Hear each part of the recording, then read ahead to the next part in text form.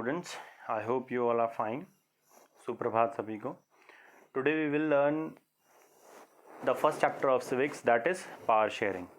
तो power sharing chapter हमको पढ़ना है आज, जिसको 3 पार्ट्स में मैंने डिवाइड किया है. आज हम फर्स्ट पार्ट पढ़ेंगे और कुछ चीज़ें जानेंगे. पावर शेयरिंग क्या होती है. 2 एग्जाम्पल्स भी हैं इसमें, एक बेल्जियम और एक श्रीलंका का. तो एक यूरोपियन देश और एक एशियन देश, जिसमें अलग अलग पॉपुलेशन कॉम्पोजिशन है, एथनिक कॉम्पोजिशन है, डाइवर्सिटी है, कल्चरल, लिंग्विस्टिक एसेट्रा. तो आइए फर्स्ट पार्ट में देखते हैं. सबसे पहले स्टोरीज जान लेते हैं.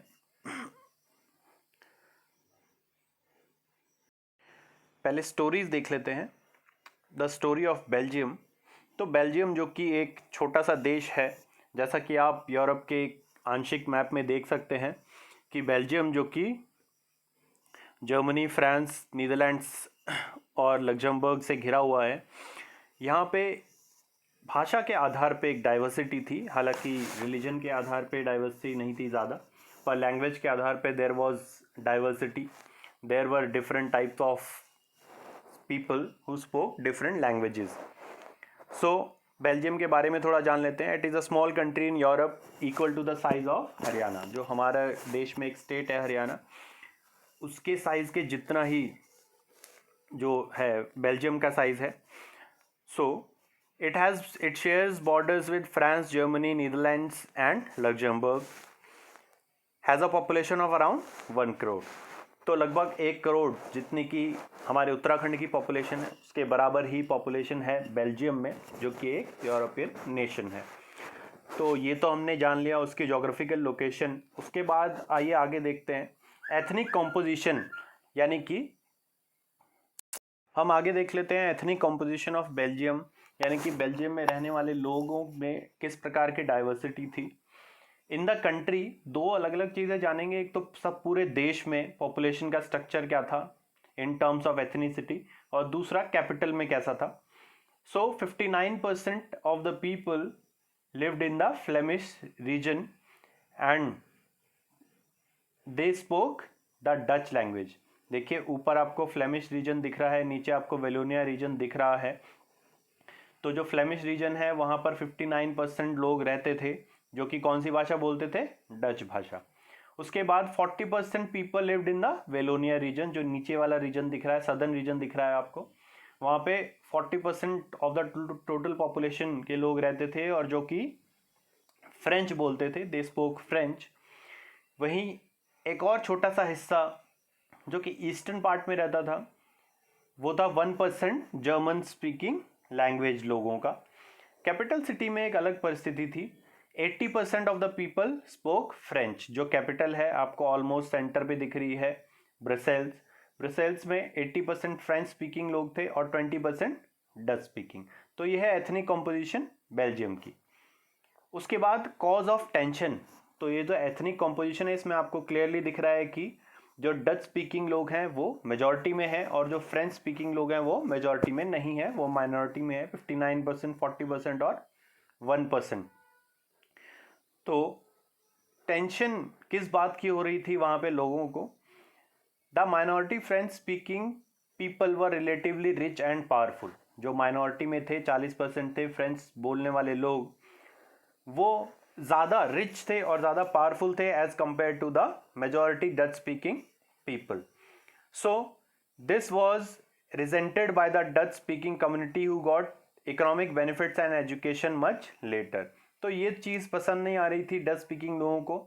उनको लग रहा था कि हम मेजॉरिटी में हैं, फिर भी हम इकोनॉमिकली बैकवर्ड हैं और लेस पावरफुल हैं as compare to the French speaking people. This led to tension between the 2 communities during the 1950s and 1960s. तो किस वजह से टेंशन हुई. रिच और पावरफुल थे फ्रेंच स्पीकिंग, माइनॉरिटी में थे फ्रेंच स्पीकिंग, मेजॉरिटी में डच स्पीकिंग लोग थे. वो ज़्यादा रिच और पावरफुल नहीं थे, ज़्यादा एजुकेटेड भी नहीं थे. तो इन चीज़ों से जो भावनाएं उनमें बार बार आ रही थी, उससे कॉन्फ्लिक्ट्स हुए, विवाद हुए 1960s और 70s में. तो इसका अब इलाज, अब देखिए हमने ज्योग्राफिकल लोकेशन जान ली, प्रॉब्लम का कारण जान लिया. अब इन्होंने क्या इलाज, क्या समाधान किया, उससे पहले हम जानते हैं श्रीलंका के बारे में भी.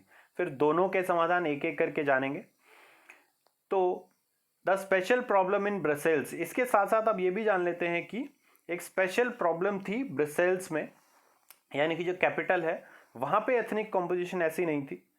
वहां पे क्या हो रहा था, the Dutch speaking community was in majority in the country, जो पूरा देश था उसमें डच स्पीकिंग 59% और फ्रेंच स्पीकिंग 40%, तो वहां पे मेजोरिटी किसकी है, डच स्पीकिंग की। पर राजधानी में क्या है, but was in minority in the capital city Brussels, पर वहां पे जो डच स्पीकिंग है राजधानी में कैपिटल में वो सिर्फ 20% थे, और जो पूरे देश में माइनॉरिटी थी फ्रेंच स्पीकिंग वो वहां पर मेजोरिटी थी 80%, और वो बहुत रिच और पावरफुल भी थे। अब हम जान लेते हैं एथनिक कॉम्पोजिशन ऑफ श्रीलंका। हमने बेल्जियम की जान ली ethnic composition, Wallonia, Flemish region, Dutch speaking, French speaking, German speaking. अब आते हैं हम श्रीलंका की कहानी पर। श्रीलंका जो कि एक आइलैंड नेशन है, it is just below India and the Indian state of Tamil Nadu. Tamil Nadu के साउथ में लोकेटेड है श्रीलंकन कंट्री। सो श्रीलंका जो कि एक स्मॉल आइलैंड कंट्री है भारत के साउथ में, वाटर बाउंड्री शेयर करते हैं वो तमिलनाडु के साथ यानी कि इंडिया के साथ, and has a population of around 2 crore, लगभग 2 करोड़ की जनसंख्या है, जो कि जनसंख्या में हरियाणा के ऑलमोस्ट बराबर है। सो अब एथनिक कॉम्पोजिशन देख लेते हैं, ज्योग्राफिकल लोकेशन देख ली हमने श्रीलंका की। Now moving on to the ethnic composition of Sri Lanka. So in the country 74% people were Sinhala speaking, दो सिंघाला स्पीकिंग लोग थे 74%। Most of the Sinhala speaking people were Buddhist, तो जितने भी सिंघाला स्पीकिंग पीपल थे इनमें से ज़्यादातर बुद्धिस्ट थे, तो यानी कि हमें भाषा पता लगी, उसके साथ साथ उनका धर्म भी, मुख्य धर्म भी पता लगा। 18% पीपल वर तमिल स्पीकिंग, 18% लोग क्या बोलते थे, तमिल बोलते थे, और वो क्या थे, मुस्लिम या हिंदू। तो अभी हमें क्या पता लग रहा है, 74% बुद्धिस्ट थे, लगभग 18% मुस्लिम्स या हिंदूज थे, और 7% क्रिश्चियंस जो कि तमिल भी बोलते थे और सिंहाला भी बोलते थे, यानी कि 7% क्रिश्चियंस थे जो दोनों ही भाषाएं बोलते थे। तो इससे हमें एक अप्रॉक्सीमेट आइडिया मिल रहा है कि सिंहाला बोलने वाले लोग मेजॉरिटी में थे और बाकी जो लोग थे जो तमिल बोलते थे वो माइनॉरिटी में थे। तो अब हमने श्रीलंका की ज्योग्राफिकल लोकेशन जान ली, वहाँ की एथनिक कॉम्पोजिशन जान ली, बेल्जियम में कैसी एथनिक कॉम्पोजिशन थी, क्या ज्योग्राफिकल लोकेशन और क्या प्रॉब्लम थी वो जान ली। अब बेल्जियम ने क्या समाधान किया वो जानते हैं। उसके बाद श्रीलंका में क्या प्रॉब्लम आ रही थी और क्या उन्होंने समाधान किया वो हम अगले पार्ट में जानेंगे। पहले पार्ट में सिर्फ एथनिक कॉम्पोजिशन बेल्जियम, श्रीलंका और जो प्रॉब्लम बेल्जियम में थी उसका सॉल्यूशन क्या किया। तो उस सॉल्यूशन को या उस सिस्टम को जो बेल्जियम ने अडॉप्ट किया उसको हमने बोला अकोमोडेशन, ठीक है। So accommodation was adopted in Belgium. They recognise the existence of regional cultural diversity. सबसे पहली और सबसे प्रमुख बात ये कि उन्होंने ये समझ लिया कि हमारे यहाँ पर रीजनल डाइवर्सिटी है और कल्चरल डाइवर्सिटी एग्जिस्ट करती है, और हमें इन सभी के लिए डेवलपमेंट करनी है, इन सभी को पीसफुली रखना है ताकि जो देश है वो आगे बढ़ सके। तो जब तक हम ये रिकॉग्नाइज नहीं करेंगे कि अलग अलग टाइप की डाइवर्सिटीज़ हो सकती हैं, वो भाषा के आधार पे हो सकती हैं, वो क्षेत्र के आधार पे हो सकती हैं, वो जाति के आधार पे हो सकती हैं, वो धर्म के आधार पे हो सकती हैं, वो कोई भी बेस हो सकता है जिसके कारण हम लोग एक दूसरे से अलग हैं। हम हमारे देश में भी तो कंपेयर कर सकते हैं और देख सकते हैं कि हमारे देश में भी बहुत सारे cultural diversities, linguistic diversity, religious diversities on the basis of caste हैं। तो सबसे पहली बात क्या है, उन्होंने इसको माना और उन्होंने सभी लोगों को अपने देश के लोग माना। ये नहीं कि जो मेजॉरिटी में है they belong to this country और जो माइनॉरिटी में है they don't have any rights. So between 1970 to 1993 they amended their constitution 4 times. तो उन्होंने 1970 से 1993 के बीच में 4 बार अपने कॉन्स्टिट्यूशन को अमेंड किया, बदला, ताकि ये जो रीजनल डाइवर्सिटी है, लिंग्विस्टिक डाइवर्सिटी है, इसको अकोमोडेट किया जा सके, इसका समावेश किया जा सके और देश प्रगति के रास्ते पर चले और वहाँ पे शांति हो, एक दूसरे के लिए म्यूचुअल रेस्पेक्ट हो। They used innovative and unique ways to share power so that all can live peacefully with mutual respect. उन्होंने इनोवेटिव और यूनिक आइडियाज को अडॉप्ट किया ताकि सभी लोग एक दूसरे के साथ शांति से और एक दूसरे का सम्मान करके विकास के रास्ते पर चले. सो अकोमोडेशन इन बेल्जियम के मेन फीचर्स जान लेते हैं, यानी कि प्रमुख क्या क्या विशेषताएं थी, उन्होंने किस किस प्रकार के प्रमुख 4 अरेंजमेंट किए थे. तो इसको 4 भागों में बांटा है. उन्होंने क्या क्या अरेंजमेंट्स किए थे. सबसे पहला अरेंजमेंट देखते हैं. The number of French speaking and Dutch speaking ministers be equal in the central government. जो केंद्र सरकार है उसमें जो मिनिस्टर्स हैं, जैसे हमारे यहाँ पे भी एक केंद्र सरकार है, आप सभी को पता है, ठीक है. We have a union government and it has different kind of ministers. Similarly, different kind means coming from various backgrounds, religious, caste, etc. region. So in the same manner, the people or the central government in Belgium has made a mechanism in which the Dutch speaking and French speaking ministers are equal. मंत्रियों की जो संख्या है केंद्र सरकार में वो Dutch speaking और फ्रेंच स्पीकिंग लोगों की बराबर रखी गई. दूसरा मेन फीचर क्या है. Many powers of the central government were given to the 2 regional governments. जो बहुत सारी शक्तियां हैं केंद्र सरकार की, उनको रीजनल गवर्नमेंट, कौन कौन सी, विलोनिया रीजन और फ्लेमिश रीजन की जो सरकारें थी उनको दिया गया. और जो रीजनल गवर्नमेंट थी वो सबऑर्डिनेट नहीं थी सेंट्रल गवर्नमेंट, वो इंडिपेंडेंट थी अपने लिए डिसीजन लेने के लिए. इसी तरीके से अगर आप हमारे देश का एग्जाम्पल देखें, उसको कंपेयर करने की कोशिश करें, तो हमारे देश में भी संविधान ने 3 लिस्ट बना रखी हैं जिसमें केंद्र सरकार की शक्तियां अलग हैं, राज्य सरकार की शक्तियां अलग हैं. तो इस तरीके से हमने central list, state list, concurrent list, ऐसी लिस्ट बना रखी है. इसी तरीके से उन्होंने भी क्या किया, एक पावर शेयरिंग का मैकेनिज्म बनाया. और जो देश की सरकार थी, बेल्जियम की सरकार थी, सेंट्रल गवर्नमेंट थी, उसकी बहुत सारी शक्तियां किसको दी गई, रीजनल गवर्नमेंट्स को. इंडिपेंडेंट थी वो, सबऑर्डिनेट नहीं थी. उसके अलावा Brussels had a separate government having equal representation from both the communities. जो ब्रसेल्स थी, कैपिटल थी, वहां पे एक अलग ही सरकार बनाई उन्होंने, क्योंकि आपने देखा कि वहां पे जो फ्रेंच स्पीकिंग है वो 80% है और जो डच स्पीकिंग है 20% है. तो उन्होंने एक अलग सरकार बनाई राजधानी के लिए, कैपिटल के लिए, ताकि उसमें भी जो मिनिस्टर्स का रिप्रेजेंटेशन है वो बराबर रह सके.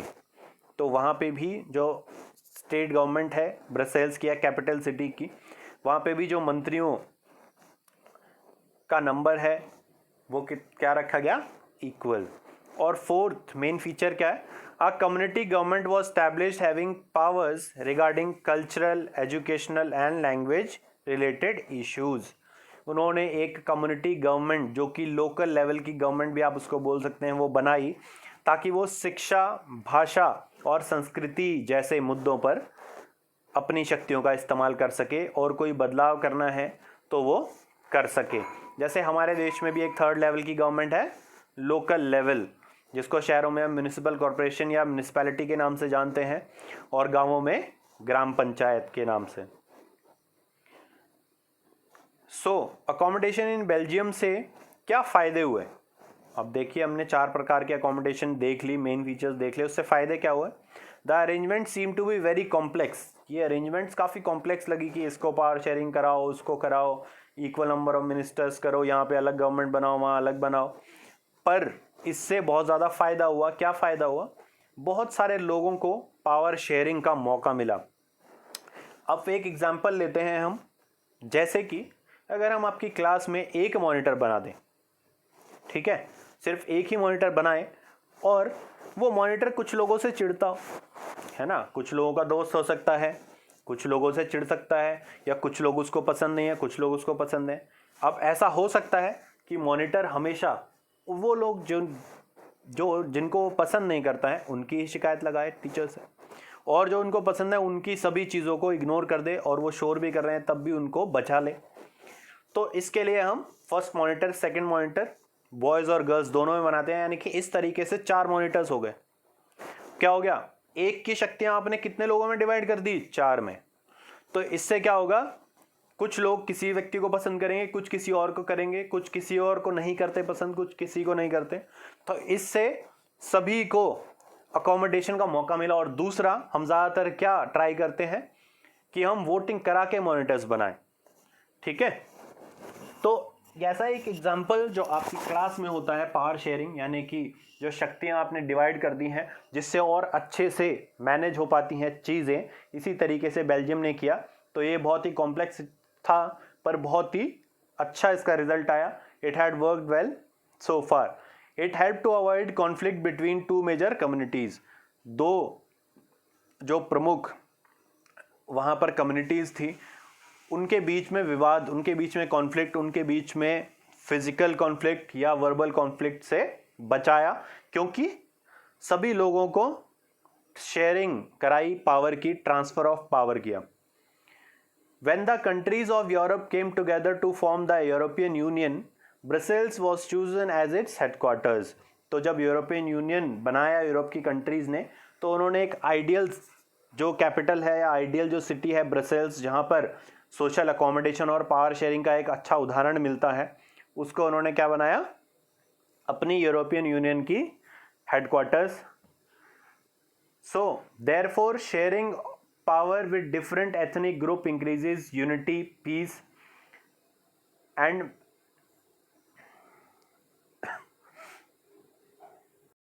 sharing of power with different groups increases mutual respect, peace, unity and increases the chances of development in the country. तो पावर शेयरिंग, इससे हम ये समझ सकते हैं कि पावर शेयरिंग एक बहुत ही अच्छा और बहुत ही कारगर उपाय है जिसमें आप जितनी ज़्यादा डिसेंट्रलाइजेशन करेंगे, यानी कि विकेंद्रीकरण करेंगे, शक्तियां अलग अलग लोगों के हाथों में देंगे, तो उससे उनमें एक फीलिंग आएगी वननेस की, यूनिटी की, और उनमें एक म्यूचुअल रिस्पेक्ट आएगा और वो गर्व करेंगे कि हमें भी कुछ पावर्स मिल रही हैं। तो हमने कुछ न्यू टर्म्स सीखी हैं आज, देख लेते हैं कौन कौन सी। The first is ethnic. ये एथनिक क्या होता है? A social division based on shared culture, language, religion, race etcetera. एक ऐसी सोशल डिवीजन, एक ऐसा सामाजिक विभाजन जो कि आधारित है संस्कृति पर, भाषा पर, धर्म पर, कास्ट पे एटसेट्रा, ठीक है। तो एथनिक ग्रुप या एक एथनिक डिवीजन क्या होता है? सिमिलैरिटी कुछ लोगों में एक अलग प्रकार की, जैसे कुछ लोग एक पर्टिकुलर रिलीजन से बिलोंग कर सकते हैं, कुछ लोग पर्टिकुलर एक क्षेत्र से, जैसे आपके क्षेत्र क्या है, गढ़वाली रीजन, कुमाऊं रीजन। इसी तरीके से कुछ लोग किसी स्टेट से बिलोंग कर सकते हैं, कुछ लोग एक पर्टिकुलर भाषा से बिलोंग कर सकते हैं, जैसे Hindi, Bengali, Tamil etcetera. So this is known as ethnic. The second is power sharing, division of power amongst various communities. जो पावर है उसको बांटना डिफरेंट कम्युनिटीज़ में, उसको कहते हैं हम पावर शेयरिंग, जिससे क्या होता है, म्यूचुअल रिस्पेक्ट, पीस और डेवलपमेंट के चांसेस बढ़ते हैं। सो अब लास्ट पार्ट पर आ जाते हैं, that is assignment. Here we have question number first, describe the ethnic composition of Belgium. Question number 2, describe the ethnic composition of Sri Lanka. Question number 3, which model of power sharing was adopted by Belgium?